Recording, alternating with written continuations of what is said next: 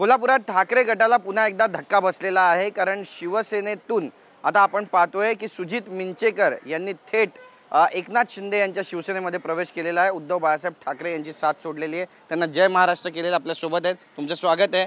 आणि आज तुम्ही उपमुख्यमंत्री एकनाथ शिंदे यांच्या उपस्थितीमध्ये पक्षप्रवेश केला, शिवसेनेचा अधिकृत झेंडा जो आहे तो हाती घेतला, काय भावना आहेत? आनंद होतोय, स्वगृही आल्याचा आनंद होतोय। गेल्या 22 वर्षापासून मी शिवसेनेमध्ये कार्यरत आहे आणि 10 वर्ष त्यातली मी महाराष्ट्र विधानसभा सदस्य म्हणून पण आमदार म्हणून काम केलेलं आहे। पाठीशी शिवसैनिक म्हणून आणि आमदार म्हणून अनुभव आहे, परंतु गेल्या 4 वर्षापासून अतिशय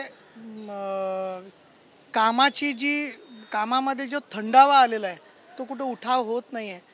आणि एका बाजूला एकनाथ शिंदे साहेबांच्या माध्यमातून कामामध्ये इतका मोठा अग्रेसर, लाडकी बहीण योजना आणि महाराष्ट्रामध्ये ठिकठिकाणी अतिशय चांगल्या पद्धतीनं डेव्हलपमेंटची कामं शिंदे साहेबांच्या माध्यमातून झाली, हे बघितल्यानंतर आम्हालाही वाटलं की आम्ही काम करणारी माणसं करतो आहोत काय, म्हणून असं ठरवलं की आपण शिंदे साहेबांचा हात धरायचा आणि शिंदे साहेबांच्या बरोबर शिवसेनेमध्ये प्रवेश करायचा। नक्कीच, पण आपण पाहिलं की जर यापूर्वीच तुम्हाला त्या ठिकाणी उमेदवारी दिली असती तर एकतर ठाकरे यांचा एक आमदार वाढला असता किंवा मग मोठ्या मताधिक्यानं त्या ठिकाणी आजचं चित्र वेगळं दिसलं असतं।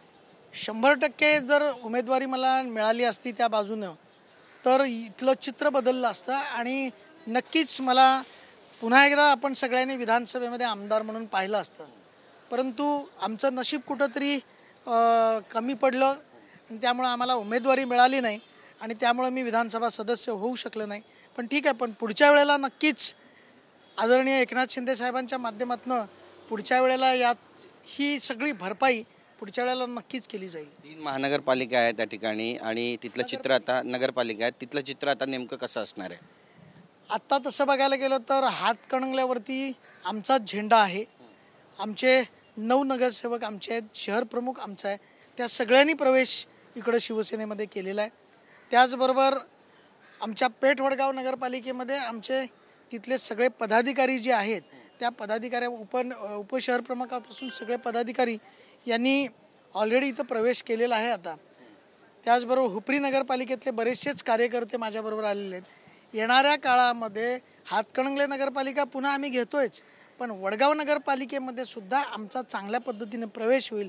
हुपरी नगरपालिकेमध्ये आम्ही ताकदीनं उतरून आमचे नगरसेवक त्या भागामध्ये आणून नगराध्यक्षसुद्धा शिवसेना एकनाथ शिंदे साहेबांचा होणार, यात मात्र शंका आम्हाला नाही। पश्चिम महाराष्ट्रामध्ये उद्धव बाळासाहेब ठाकरे पक्षाला गळती लागली असं म्हणावं तुमच्या प्रवेशानंतर? नक्कीच, आता शिल्लक राहिलेले शिवसैनिक आणि पदाधिकारी असतील किंवा माजी आमदार असतील, त्यातले आम्ही 3 जण मागे होतो, त्यातला मी आज इकडे प्रवेश केलेला आहे। बाकी तर ऑलरेडी आमदार झालेले आहेत, खासदार झालेले आहेत। उरलेले 2 जण आहेत, तेही लवकरात लवकर प्रवेश करतील आणि सुरलेली कोल्हापूर जिल्ह्यातली जी काही शिवसेना होती ती आता म्हणजे उभाटा शिवसेना जी होती ती ऑलमोस्ट आता कमीत कमी राहिलेली आहे। भविष्यातलं चित्र त्या ठिकाणचं कसं दिसणार आहे? भविष्यामध्ये एकनाथ शिंदे साहेबांच्या या शिवसेनेला अतिशय चांगल्या पद्धतीचं भवितव्य आहे। ऑलरेडी तिथं 5 आमदार एकनाथ शिंदे साहेबांना मानणारेच आहेत आणि भविष्यात अजून मी असेल किंवा आणखीन कोण एखादा जर आला आमचा जुना माजी आमदार तर तोही तिथं आमदार होण्याचे चान्सेस जास्त आहेत, कारण तिथं आमची शिवसेना म्हणून ताकद अतिशय चांगली आहे। प्रत्येक जो माजी आमदार आहे या प्रत्येकाची तिथं ताकद त्या मतदारसंघामध्ये अतिशय चांगली आहे, पकड आहे। त्यामुळे नक्कीच पुढच्या वेळेला तर अजून जोरात शिंदे साहेबांच्या शिवसेनेचं भवितव्य अतिशय चांगलं आहे। नक्कीच, पण यापूर्वी सुद्धा शिवसेना उद्धव बाळासाहेब ठाकरे पक्षातून जे माजी आमदार गेले किंवा नेते गेले त्यांच्याबाबत वारंवार अशी विधानं करण्यात आली की पाला पाचोळा गेला, तुमच्याबाबतही कदाचित हे विधान केलं जाऊ शकतं। कसं आहे, उभाटा गटातून आम्ही 6 आमदार 2014ला होतो, त्यावेळेला आम्ही सांगत होतो की एक मंत्रीपद कोल्हापूर जिल्ह्याला आपण दिलं तर नक्कीच कोल्हापूर जिल्हा अतिशय चांगल्या पद्धतीनं काम करेल। पण त्यावेळेला मंत्रिपद न दिल्यामुळं आमचे 5 आमदार त्यावेळेला 2019ला पडले। त्यानंतर शिंदे साहेबांनी पुन्हा बांधणी केल्यानंतर त्यातले आमच्यातले जेवढे काही तिकडे गेले ते सगळे आमदार झाले, जेवढे या बाजूला राहिले ते सगळे पडले। आणि आता त्यातून बोध घेण्यासारखं असं आहे की जर 2014 ते 19मध्ये जर एखादं मंत्रिपद दिलं असतं तर नक्कीच शिवसेना अभेद्य राहिली असती, ताकदीनं राहिली असती. पण ते झालं नाही. आणि 19 ते 24 जे लक्ष द्यायला पाहिजे होतं, या माजी आमदारांच्याकडे लक्ष द्यायला पाहिजे होतं, पदाधिकाऱ्यांच्याकडे लक्ष द्यायला पाहिजे होतं, तेवढं लक्ष जातीनिशी देण्यात आलेलं नव्हतं. त्यामुळे अनेक शिवसैनिक नाराज झाले, सगळ्यांचा रेटा वाढला, म्हणून आम्ही इकडं पक्षप्रवेश केलेला आहे.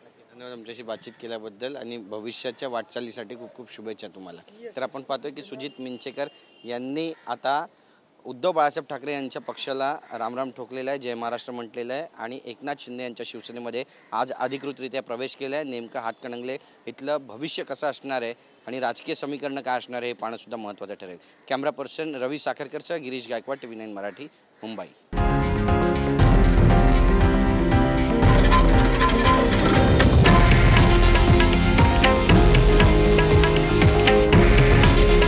हे आहे देशातील नंबर 1 न्यूज नेटवर्क आणि आपण पाहत आहात TV9 मराठी. काळजी तुमची, हित महाराष्ट्राचं.